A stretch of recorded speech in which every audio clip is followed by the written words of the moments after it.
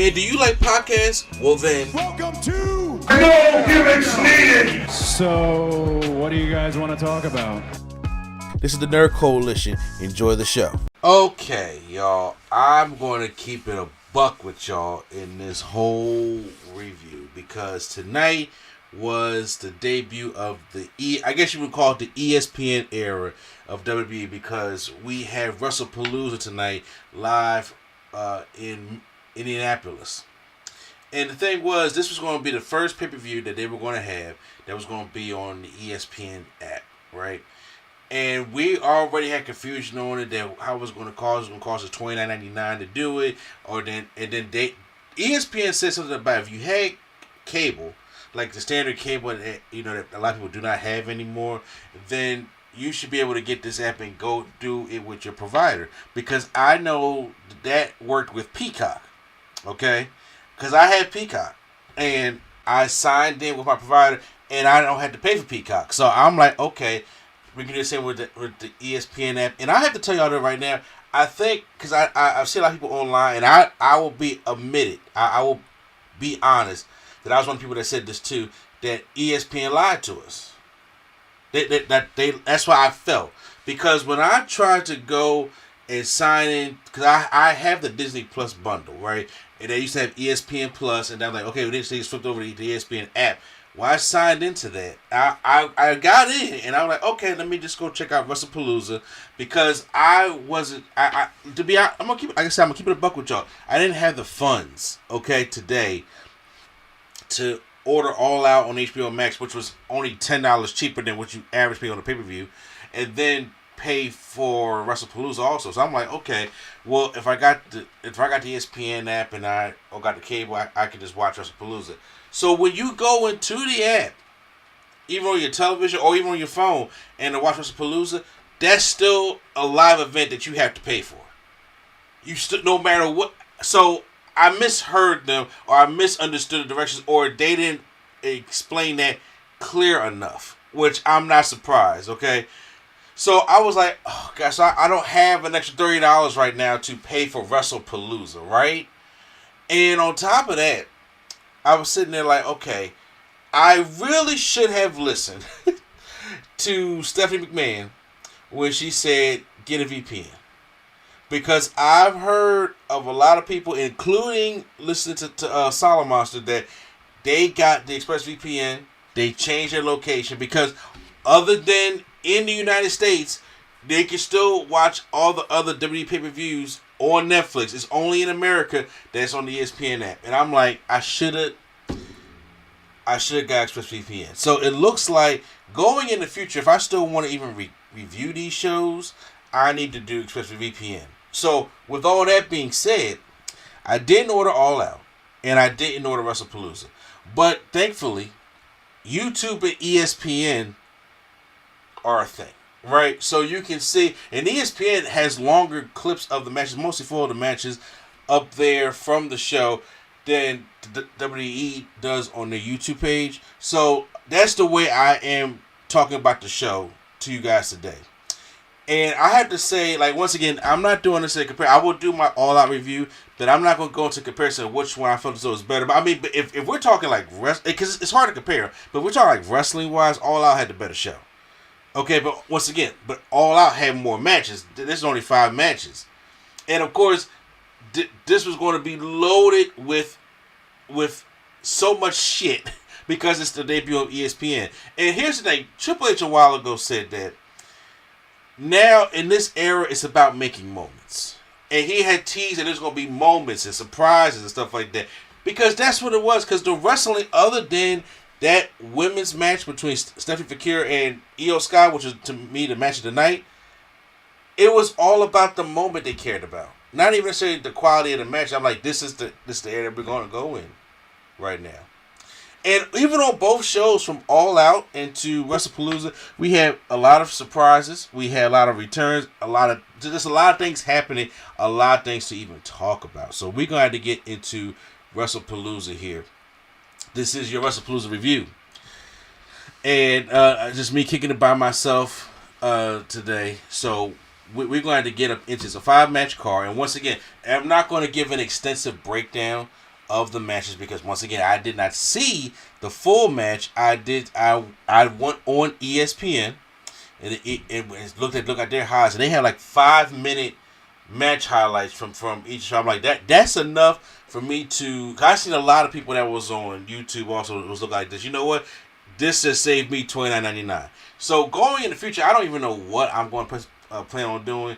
But if I'm like serious about this, because I do want to see certain shows. I do want to see War Games, right? I want to see the Rumble. I want to see May. I want to see SummerSlam. I want to see those. I want to see Money in the Bank. But it's just like some shows I'm just like, I don't necessarily know. So a VPN may be in my future, okay? So they kicked off the show tonight. Like I said, they were in Indianapolis, and it was Triple H was all over this thing, man. He was just going, and you see him getting out his car in the back. They were really treating this like like a sports event type thing, right? And they had this new sports opening, and they had which combined all the years of ESPN with all the years of WWE, and they kind of merged together and showing the times that the sports world and the sports entertainment world crossed over. And I'm talking about like Floyd Mayweather and Mike Tyson and Lawrence Taylor and Dennis Rodman and Jalen Brunson. All those moments that they had, and Shaq and all of them, they just all merged them all in there together. So it just shows what it was. And the Triple H comes up and says, sports has always been entertainment, always was and always will be type thing, right? So then he gets into the ring and then he introduced like, hey, for those who are new here, welcome to WWE, because once again, they got a lot of eyes out now to WWE on ESPN. Because see, now I can see this, like I haven't, got confirmation on this, but I can see like going into the bars now where they have ESPN all playing stuff like that. Why not have the WWE show, pay-per-view, or PLE showing at the bar and maybe do like a $10 cover charge? Because they do that a lot of time with the big games or playoff games or stuff like that. They do that like at Buffalo Wild Wings. You can go, especially like for UFC, you can go and they charge an extra $10 for the cover charge because you're in there watching the game. So watching the fight. So you can do that probably with WWE now. So I haven't tested that theory just yet. But I'm pretty sure that you can do that with it being on ESPN. So he's basically introducing all the new eyes that don't watch wrestling. Welcome to the show, right? Pat McAfee came back tonight. I mean, we're in Indianapolis. All he had to do was just walk out the house and just walked out to the arena and was like, hey, Mike Cole was excited. Like Triple H, like as he's walking in there and pulling up, Triple H is all hugging him from the back and everything. Like, yo, this is my homie, man. I'm like, yo, really? But Pat McAfee comes to join the announced team. So we kick off Wrestlepalooza with Brock Lesnar versus John Cena. That's the opening match. I thought it would be the main event, but that's the opening match. So automatically, I thought that AJ and CM Punk versus Seth and Becky would be the main event. But it wasn't, and I will get more into that as we get on into it. So Brock Lesnar comes out, and then John Cena comes out, like he has like this yellow shirt on, but he comes out with like a lot of these little kids, right? They all dressed up like John Cena, and he on the stage with them, and they doing his entrance together. They all run down to the ring with him and stuff like that. I was like, oh, he got the kids out there with him, right? Alicia Tyler goes and she talks about, she introduces John Cena, and then as she goes to introduce Brock Lesnar, we hear, ladies and gentlemen, and coming through the crowd in the dark is Paul Heyman. And once again, we on SmackDown, Brock Lesnar looked at Paul Heyman and said, we need to talk, right? And remember, Brock Lesnar and Paul Heyman had a falling out because then that's what made Paul go to Roman Reigns. And then since then, he left Roman Reigns and that's with the Vision. So it's like, well, look, we ain't here for storytelling right now. It just feels right to have Brock Lesnar get introduced by Paul Heyman. And that's what he does. He does the whole stick like that, and that's what it was. And then they said, well, this is how we're going to do it. Because once again, it was Lesnar and Cena. I was like, I don't know what kind of a match you're going to get out of Cena with Brock at this stage of his career. So I was like, okay, it is what it is. And Brock beat the shit out of Cena. And they did 2014 all over again, but the difference is that was a shock back then. Cena was Super Cena around that time. Cena was the dual champion. He was the World Heavyweight Champion and the WWE Champion. They had that whole Undisputed Championship thing going on. Brock had just beat the streak, and they really went hard on what he did in 2014. And so him squashing John Cena like that made for such a shocking yet memorable moment. Well, this time not so much. It wasn't ass kicking, but it wasn't as bad as 2014 because Cena got some offense in. Even the time where he was like hitting Brock with his shoulder tackle back to back to back. He hit him like 3 times, hit the 4th time he finally gets down. And then he hits like 3 back-to-back AAs, and that it does nothing. Then once again, Brock takes him to Suplex City, hits him with like 4 F5s, and then then pins him, and then goes and F5s to referee, then F5 Cena again. And it's crazy, but this is wrestling though. Them kids that was out there, you got some of them in the crowd with the sign and everything like that. They was in there crying. Cena's getting his ass whooped, and they was out in the crowd crying, upset. Brock whooped Cena's ass in front of them kids. And I was like, for those... Now, once again, I watch wrestling. I know how wrestling works. Okay, so I get it. But for those new ESPN eyes, those new people that's watching, I'm just like, I don't know how much that sold them on what they do here in WWE. And I was like, and to be honest with you, like, the match was kind of just trash. It was just a squash match. Was it funny to see John Cena get beat again? But I was like, but what good does this do? The next show is in Perth, and is Cena gonna be part of that one? I don't necessarily know. They were could they be teaching something for War Games? I don't necessarily know. Cena only got 4 dates? No, I don't think it's 4 dates. But I think maybe about 4 matches or something like. I don't know what is very low of what Cena has left, and I'm saying like I don't necessarily know if that's the way. I just didn't care too much about it. You know what I'm saying? But Brock Lesnar gets the win here in a squash match, which I didn't feel. In my predictions, I was like, I don't think Cena's going. I thought Cena's going to probably win with like a roll up, and like just like a 1 and done. Like we did Extreme Rules. He didn't win with a roll up, but he beat Brock. I think he was going to go back to 2014, just like I'm just going to beat the shit out of him and call it a day. And you know what? They made the right. If this was what they was going to do, they made the right call, not making this the main event. Next up, we get a tag team match where we get the returning Usos taking on the Vision of Braun Breaker and Bronson Reed. And the one thing I hoped for, they actually did. They came through the crowd, right? But they came through the crowd with the old school Usos music. I was happy for that. I was like, listen, it would make sense. I'm sorry, something's in my eye. Look. It would make sense for them to come out to Jay's music. It's just me. I'm like, for one night or however long it is, I was like, when I just wanted to hear the I just wanted to hear that 2017 Usos Penitentiary music, and they came out to that. I was ecstatic for that. Now, one thing I did not know is that on the countdown, they made LA Knight the referee for this matchup, which I thought it was kind of cool because it gets LA Knight on the show. It gets him a huge pop. People like LA Knight, and also fused the tension between LA Knight and Jey Uso, right? And also, LA Knight got problems with division anyway, so it was just good just to have him on the show. So in this matchup, they was having a regular tag team matchup, but then when I think it was Bronson Reed pulls out the chair and LA Knight's looking at him, but then he kind of like just turns his back and just let him use the chair. LA Knight was like, "You can just go ahead and do whatever you want in this matchup. I don't necessarily care." So, okay.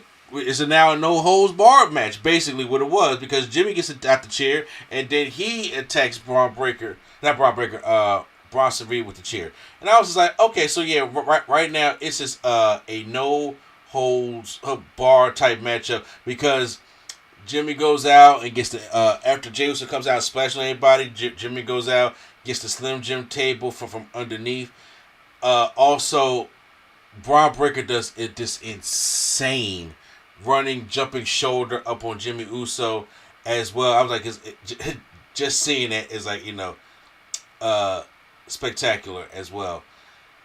Now, they set the table up in the corner, from what I can remember, and they were teasing to, like Braun Breaker was teasing to go put Jimmy, like spear, I believe it was Jimmy Uso, through the table, right?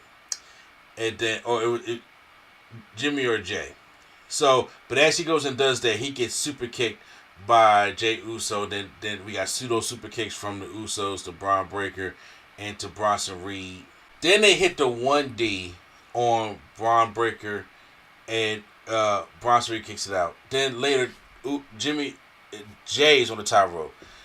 Braun Breaker goes and gives him his Braun Breaker Frankensteiner. So he takes down Jey Uso. And then Bronson Reed, as Jey Uso falls onto me, he goes for a moon. So I was like, whoa, that was impressive for Bronson Reed to do that. But then he misses. And then he rolls, and then Jimmy hits a swanton onto Bronson Reed. And then Braun Breaker hits a spear onto Jimmy, and then Jay hits a spear onto Braun Breaker, and it's like it was like a little chaotic moment. And as he's about to go for the Uso splash, he hits the Uso splash, but Braun Breaker kicks out of it, which also causes LA Knight and Jey Uso, basically, to mouth off to each other a little bit also.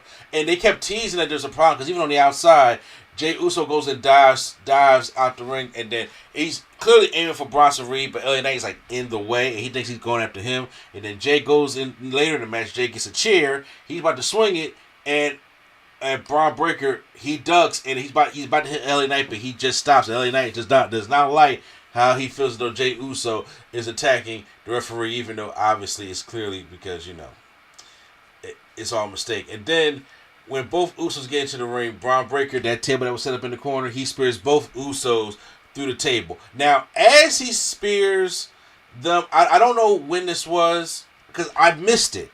And once again, this is also on the ESPN and YouTube highlights. Jay got fucked up somewhere. He got busted open bad. Hard way. I don't know if the chair hit him, if something cut him on his head, and he was messed up pretty badly. So then after the spear to the table, then Braun Breaker drags him to the middle of the ring. Bronson Reed hits the tsunami splash, and Reed and Braun win the matchup. Which I felt as though that because there was no way, I felt as though Seth and Becky was going to win at the end, right? So I felt as though that, okay, well, we're going to have CM Punk and AJ win.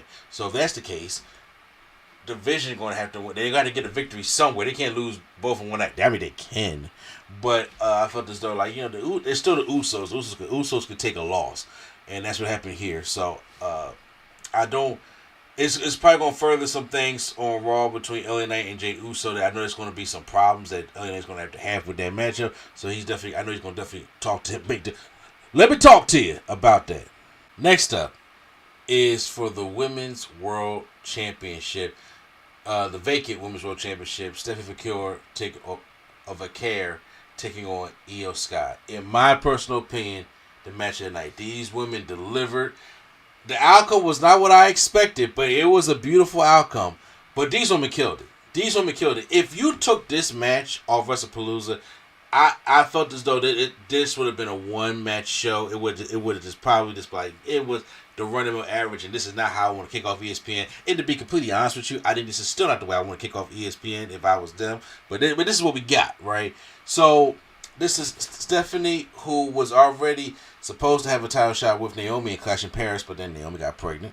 And then Io Sky was supposed to have a match with Naomi on Raw, but then Naomi got pregnant. So now, they were both on a title shot, so what we're going to have here, and this is what we're going to do here. So, the showcase of athleticism between both women, especially in the beginning and part of the matchup, I thought was terrific. There was at one point where Io Sky kicks Stephanie out on the apron. She tries to go for a sunset flip bomb to the outside. Stephanie holds on, gives her a knee to the chest, and then goes and springboards off the rope and then splashes Io down. I thought that was just a good spot. Like I said, seeing the women do that, I think is all great.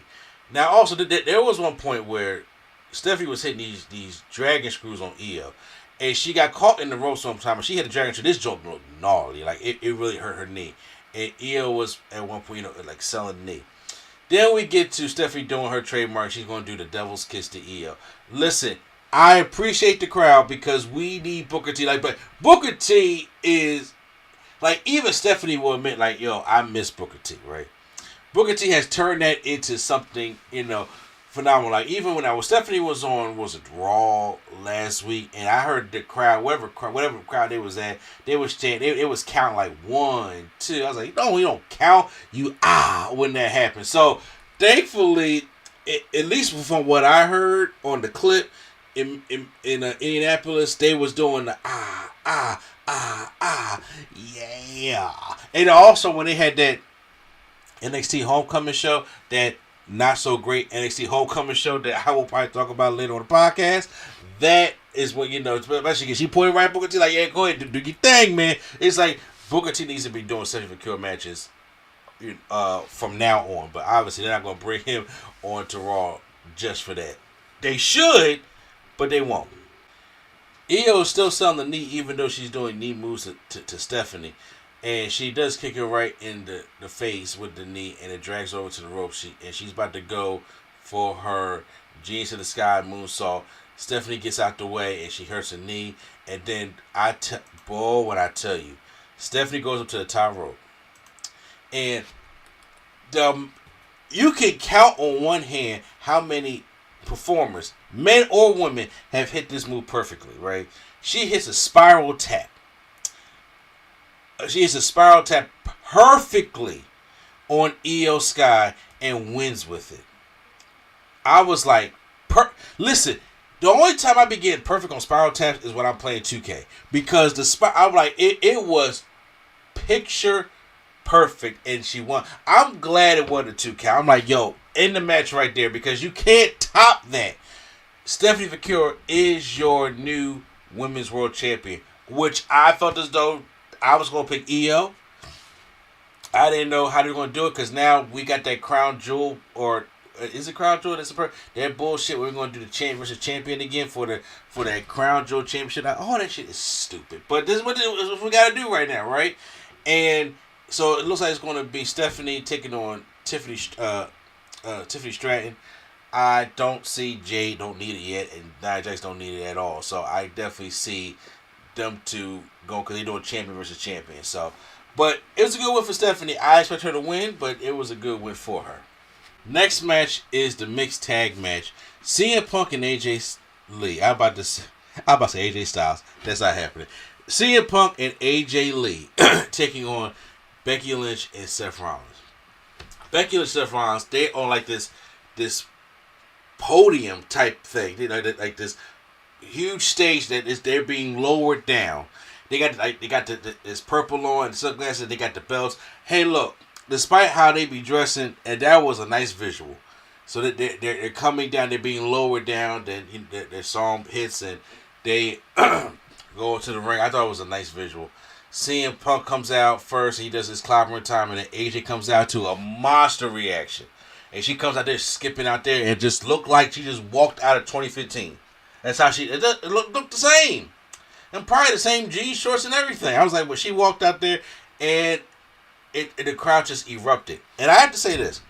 It's been 10 years. So the one thing I was worried about, the one thing I told Prime in my predictions is that I was worried about ring rust when it comes to her, right?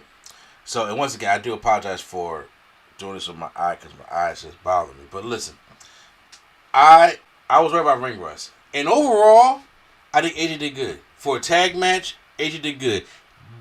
Don't punches look rough. I will say that.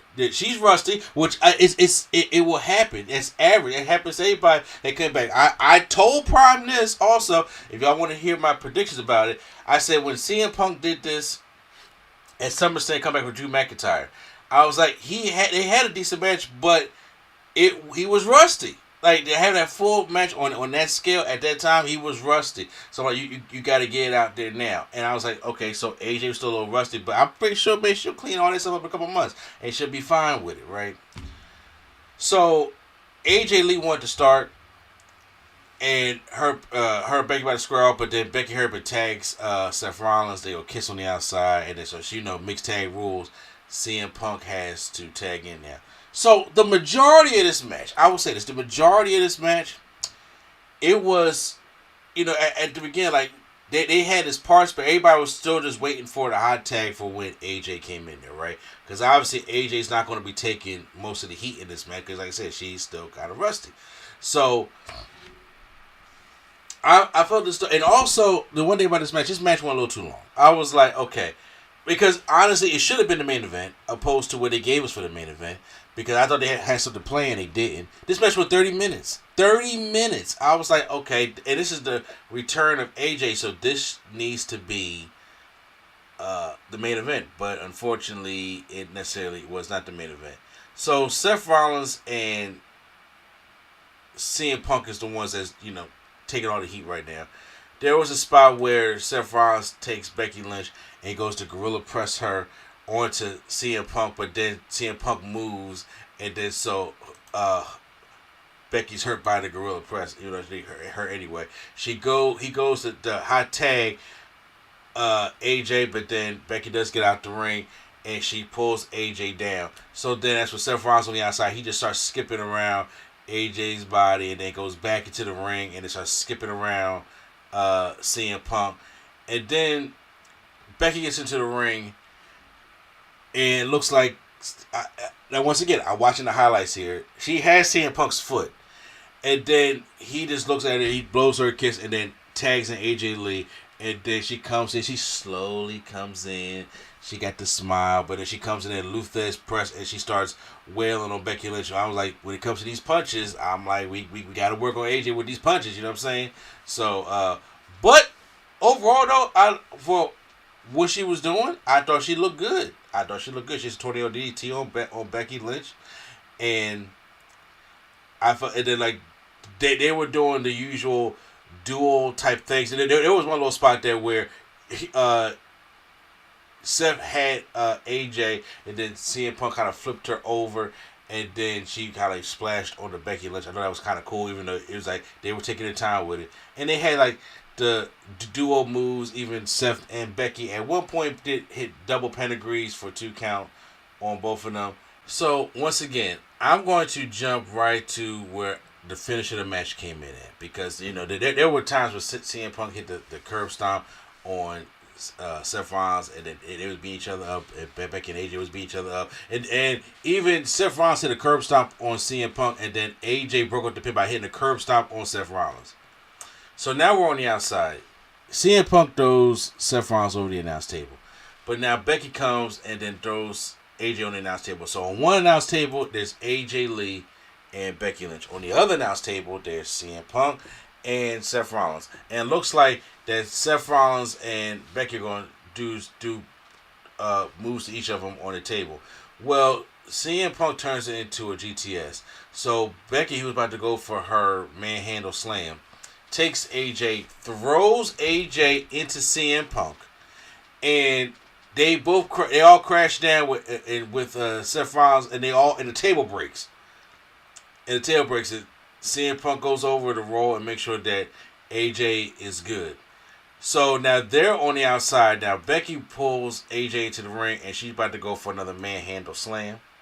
And God, I hate that move.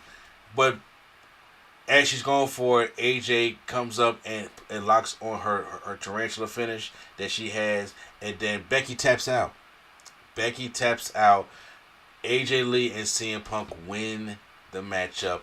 And like I said, it was a solid mixed tag team. It was a solid mixed tag match. AJ looked fine. Like I said, them punches need work, and she looked a little rusty around the edges. But other than that, for a 30-minute match and a tag team match, I thought she did good. Which now sets up a match between her and Becky somewhere down the line, maybe at this Crown Jewel thing that they're doing in Perth. Maybe so. I'm not necessarily sure, but it's going to clearly set that up. And that's the way you can keep this thing going while Seth and CM Punk cool off, because there's no way they're going to keep this going we're still in September, and we got to get all the way to near the end of April for WrestleMania to do Seth and CM Punk. You got to let it cool off a little bit and then build it back up come WrestleMania season. So he got the win here. Let it cool off for a little bit and then come back to it, because CM Punk needs to get his championship back with Seth Rollins, and they got to run that main event they're supposed to do here in Philly, do it in Vegas again. So it was supposed to get into the main event, but we hear the Undertaker's gone. I was like, oh, Undertaker's here. Like, we gotta give it to ESPN here, right? But Undertaker comes out on his motorcycle, rides down, and in the crowd is Stephanie McMahon. So Undertaker grabs like the microphone and he says, you know, you mind if I come and sit down next to you? And everybody was like, okay, sure. Like, you know, careful, don't hurt yourself. And I was just like, what's happening here? And then so he said, look, I've been waiting a long time to say this, but I want to know, are you ready? And I was like, we not doing this now, right? This is not what we doing right now. And then he was like, are you ready to be inducted into the 2026 Hall of Fame? So Stephanie McMahon is the first name being inducted into the WWE Hall of Fame of class of 2026 in September. It's September. It's September 21st as I'm recording because it's after midnight. It's September 21st, and WrestleMania is towards the end of April of next year, and yet we barely even get the first inductee in January sometimes. But she's going to be the first inductee in the class of 2026. And this is what we're talking about. We're talking about the moments and the surprises. Because I was like, other than anything else, I was like, that shocked me. That shocked me. I was like, they got the list down this early already. I was like, okay. Stephanie clearly was this ain't even acting. Stephanie was clearly not ready for this, right? And she was like trying to fight back tears, but also she was like, I'm going to kill my husband for putting me in this position, you know, in a good way. But she was clearly not expecting it. And once again, you're going to have an argument like, who goes in before Stephanie? Because, you know, like when it comes to in-ring performances, Stephanie was not great, but Stephanie is a huge character, especially from the Attitude Era. Like, if anybody remembers the Attitude Era any well, remember Undertaker was the one who kidnapped her and crucified her, trying to get her for that dark wedding. Like, just to remember back in '99, right? But she is still well deserved for all the things that she played in the Attitude Era, Ruthless Aggression era as a SmackDown GM, as the ECW manager at one point when she had that Kango cap going on, and then also all the stuff that she has done in the company. She's a name, okay? So I figured that all the McMahons are going to get in there at one point, okay? They're all going to get in there at one point. So I'm just saying, like, I know, like myself, I'm sitting there thinking, like, well, where's Victoria and where is Mickey James? And we're all, like, we get it. Trust me, I get it. And I already know, like, this is ESPN. Like, we need a name to help sell the Hall of Fame and to help and to sell ESPN and stuff that help make new stories going around. Because once again, they're trying to get this talking because, you know, we got football tomorrow, so most of the focus is gonna be on football. But they're trying to get people talking for the ESPN thing. So I was like, that was left field, but, you know, this is where we're going to do it now. So, congratulations to Stephanie McMahon for being the first inductee. She's most likely going to headline, and it's going to be like the first woman to headline a Hall of Fame. So, congratulations to her. Now the main event, which is for the WWE Undisputed, you know, World Heavyweight Championship. Cody Rhodes taking on Drew McIntyre. So, I remember Drew McIntyre was the one that kicked Cody's head in 5 weeks so he can go fill Street Fighter. Well, now Cody is back, and Drew McIntyre wants his title shot. I felt as though this should have either opened or went in the place of the mixed tag team match and the mixed tag team match in the main event. I just think that should have been the case. But they just like, it's the World Heavyweight Championship, so we want to make that the main event. And I'm like, I get it, but there was no way Drew McIntyre was going to win it. And honestly, with them putting this in the main event, I really thought at one point that Drew probably would have won. I was like, there has to be a reason why this is going to last over a lot of other things.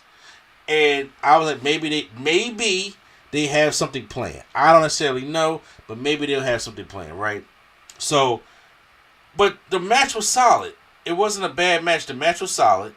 So there was this thing that Cody was selling because he was trying to go for his Cody Cutter, and then he like stumbles and he like, well, I was going to host the head. And I'm like, was that a mistake, or what was he trying to do? And then they try to sell it that he still have the effects of that Claymore going through the announce table. And I was like, oh, that's what that was? I thought it was an angle. I didn't know what it was. I thought they just messed up the move because Drew's still sitting there waiting to get this cutter. So I was like, I didn't know what that was. I guess that's what it was. I don't know if it worked for me personally. It could have worked for y'all. I don't know.